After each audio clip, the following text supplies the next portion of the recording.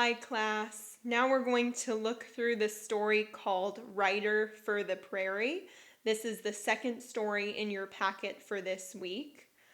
I have gotten my paper here ready by writing the title of the story at the top, and then I created 8 boxes. As I read through this story, I'm going to do some drawing. So I'm going to draw things that I visualize as I read about the different important events in the life of this woman here in this story. Okay, so this story is called Writer from the Prairie. Before we read, you might make a prediction about if you think this story is going to be fiction or nonfiction, and why you think it's going to be one or the other. Okay, let's start reading. We're going to close read, so that means that when I stop, you're going to read the next word. So make sure you're following along with me and you're saying those words out loud when we get to them. Have you ever kept a... Just imagine what it would be like if people around the world read your... What would it tell people about your life? And Laura Ingalls Wilder knew what it was like to share her life. When Laura was in her... She began writing a series of 9 books about her life, and people have been reading these for more than 70. Okay, so what do we know about this story so far? We know it's going to be about someone's life, and we know that her name is Laura, and that she was an author, and that many books were written, or she wrote many books about her life. Okay, let's turn to our next page. I don't think I'm going to draw anything yet because I haven't really learned any events about her life yet other than that she was an author. Little House in the Big... Laura Ingalls Wilder was born on February 7th, 1867, in a cabin in the woods of... She was the second child in the family. Her sister Mary was born 2 years. By the time Laura was born, her parents, Charles and... were already thinking about moving. So I might start drawing my first picture now. And you all know I'm not an artist, so I'm just going to do a quick sketch for the sake of time. But I might draw a picture of Laura and her family living in Wisconsin. So I could draw their house. I could draw some quick stick figures, and I would probably take more time on this if I was not also recording a video, but I don't want you to have to sit there and watch me make pictures for too long. So these could be the parents, and then we know that there was Laura, and she had a sister named Mary. Okay, so far we know that we have those 4 people in the family, and they are living in Wisconsin, but the parents are thinking about moving west. Let's keep reading. The government had passed the Homestead Act in 1862, which divided unsettled land into 160-acre plots of free. Under this act, the Ingalls family could claim a plot, build a home on it, and then live and farm there for 5. After 5 years, they would own the... When Laura was about 3, the Ingalls family filled a wagon with supplies and rode... Okay, so now we know that when Laura was 3, her family moved west, and they did that on a wagon. So I might draw a picture of their wagon. Again, I'm not an artist, but I'm just going to try my best. Okay, so they have their wagon, all of their stuff is in there, and the family is getting ready to leave. There's the parents and the little girls getting ready to leave Wisconsin and go west. Okay, let's keep reading. Little House on the... Once the family arrived in Kansas, Charles built a log house on which is flat land with tall grass but few trees. Charles used a plow to prepare the land he pushed and his horses pulled the plow across the fields. Compared to the modern tractors used today, this was a clumsy way to farm, but it was the best that Charles could. Okay, so now they've arrived in Kansas, which is where they live now, and they're getting ready to do farming. That's going to be the job that Charles, her dad, does. So here I might draw a picture of them farming. I might try to draw a plow. I'm not going to draw the rest of the pictures because I want you to think about them yourself, but that's an idea of what I might draw next. And I'd like you to continue drawing pictures as I continue reading through. Okay, ready to read on the next page. Oh, here's a picture of what their wagon would have looked like when they traveled. So maybe I could go back and fix my wagon so it looks a little bit more like what a wagon would have really looked like. Charles didn't know that his farm was not on free land. It belonged to the Osage group of native. Without an interpreter to help them, the Ingalls family and the Osage people could not understand each. After a few years, the Ingalls were told to leave Kansas by a corps or large group of United States Army. The family returned to the wagon held one more person on the way back to. Laura's sister Carrie had been born in. So now how many siblings does she have?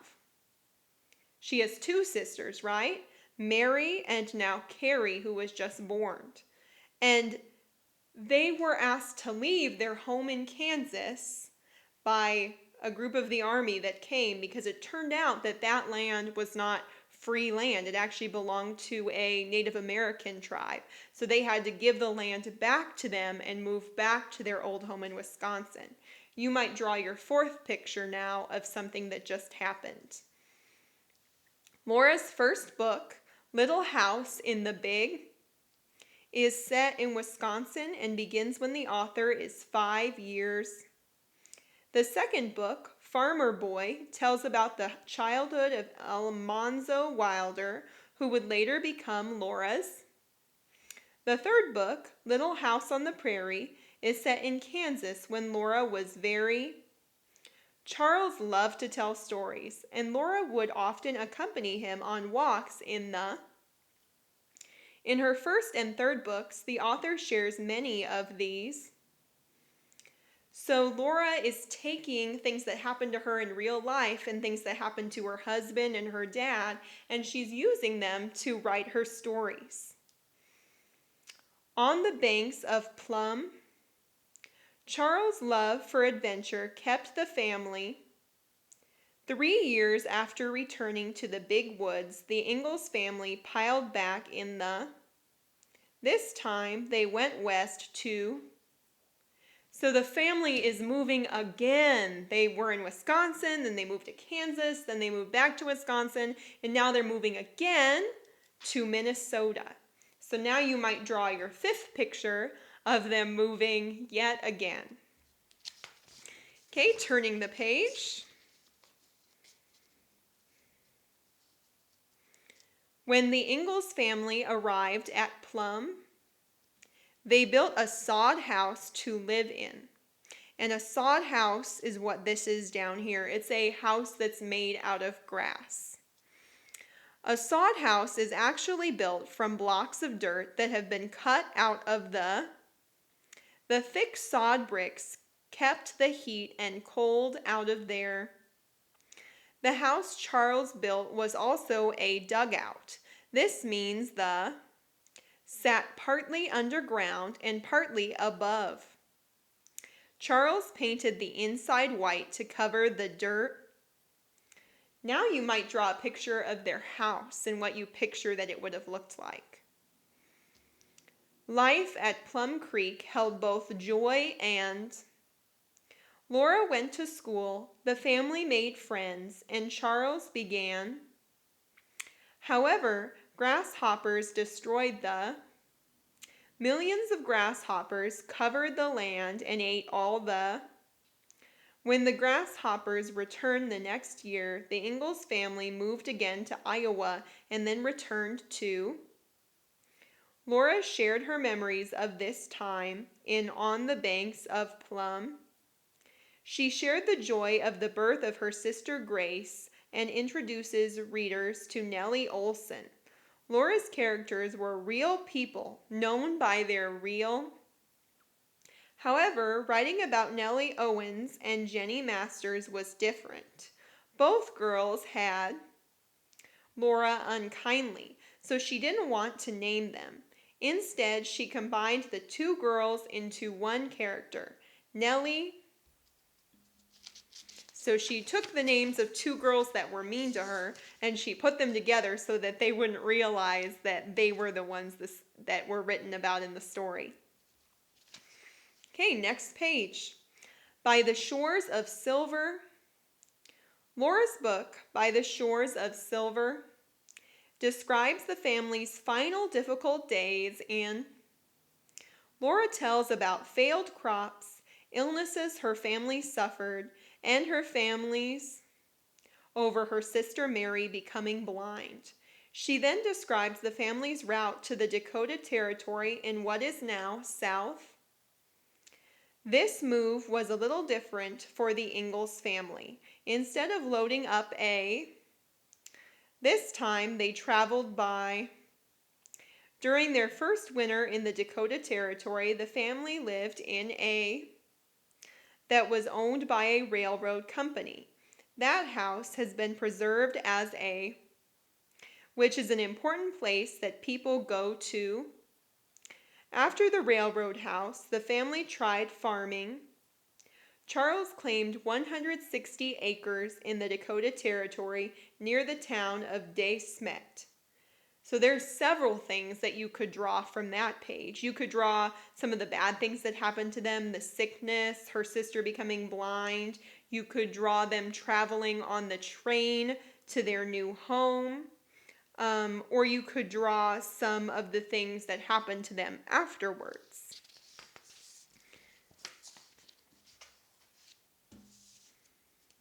And here is a list of all the different books that she wrote and the years that she wrote them. Laura's next 4 books also describe life in the Dakota. One of them, The Long Winter, tells of The Ingalls family survived one of the worst series of blizzards in South Dakotas during the winter of 1880 and 1881. The final 3 books in the series are stories of Laura as a teenager and a young. She was a teacher for a few months. Then she got married and started a family of her own. I could draw another picture of those last few things happening to her. Okay, and here's our last section, Becoming an Author. Almanzo Wilder proposed marriage to Laura in 1884. They married a year later. Their daughter was born in 1886. The young family suffered illnesses, crop, and a fire that took their home. Life on the prairie taught them to keep trying. They moved to Florida but were not happy there and returned to South. After a few years, they filled their wagon with belongings and moved to. Wow, they move a lot. Laura kept travel. She also wrote a letter home describing the fruits and nuts she recognized along the. The letter was printed in the local. It became her first published piece of. Laura and Almanzo worked together on their new home, Rocky Ridge. Laura was happy in. Laura could accompany her daughter on walks just as Laura's father had done with her.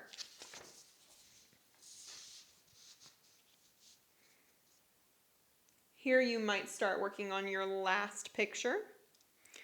Laura began writing about farm life for magazines and after Rose grew up, then Laura began writing her own life. Rose, an author herself, encouraged her. Laura finished her autobiography, Pioneer Girl, but it was never. She did, however, use that book to help write The Little House. There were no home computers then, and she didn't know how to use a. She wrote the stories with a pencil on paper and gave them to Rose to. Laura painted a real picture of life in the. Her book showed how pioneer families built homes, traveled, went to school, and lived there every day. In the author's words, it is the simple things of life that make life, love and duty, work and rest, and living close to. These were the things that filled Laura's life in the pages of her. Laura became well known while writing her books. 5 of the books were named Newbery Honor titles. The Newbery Award is given every year for the best children's book of that. Laura Ingalls Wilder died on February 10, 1957. People's love for this pioneer girl has continued to. From 1974 to 1983, there was a television based on her. Laura's books are popular with young readers in the United and around the world. Over 34 million copies have been sold, and the books have been translated into over 26. So I would say that she was pretty successful in writing her stories, and they helped us to better understand what history was like at that time and how people lived. Here on the last page, there's some other activities that you might do with this book. Again, you can use these vocabulary words to practice. You can practice them by writing the words in sentences, by creating a vocab quilt and drawing pictures of them, or by using the words to write a story. This is another good activity here. The main idea is that the Ingalls faced many hardships or many bad things happened to them. You can come up with 4 or even more details of examples of how bad things happened to them. That would be a good thing to do. Here's another activity that I think you could do with this story. It says, think about a trip you have taken. Write a personal narrative paragraph about your trip. Remember to include interesting, important details. So for that, you can write your own story about a trip that you went on. She did a lot of moving around in this story. So you could either talk about a time you went on a trip or like a vacation, or you could talk about if you've ever moved from one place to another, what that was like for you. So you could write that as your own story, or if you have access to a computer, you could also type it up. I would love to see that story if you want to share it with me. Thank you for watching this video. There are other videos on the other story and also on the math for this week. So if you need to watch any of those, go ahead and click onto those videos. Thank you for watching. I hope that this was helpful to you.